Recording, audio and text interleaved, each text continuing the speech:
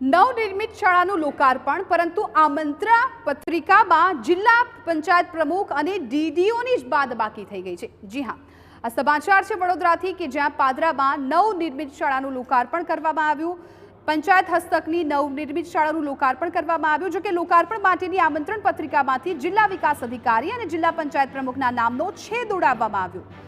આમંત્રણ પત્રિકામાં ઘોર બેદરકારી સામે આવતા જિલ્લા પંચાયતનું તંત્ર હરકતમાં આવ્યું અને છબરડો કોનાથી થયો તેની તપાસ શરૂ કરાઈ। તપાસમાં પાદરાની શાળાના આચાર્યની બેદરકારીનો ખુલાસો થયો છે। શિક્ષણ વિભાગનો કાર્યક્રમ હોવાથી જિલ્લા શિક્ષણાધિકારીએ સમગ્ર મામલે આચાર્યને નોટિસ ફટકારીને ખુલાસો માંગ્યો, તો ફરી આવી ભૂલ ન થાય તે માટે જિલ્લાની શાળાઓના આચાર્યોને તાકીદ પણ કરવામાં આવી। આ બાબતે સમગ્ર વિષય જોયો, તપાસ કરતા જોવા મળ્યું કે સ્થાનિક આચાર્યશ્રી દ્વારા એને પત્રિકા મંજૂર કર્યા વગર મૂકી હોય એમ લાગે છે।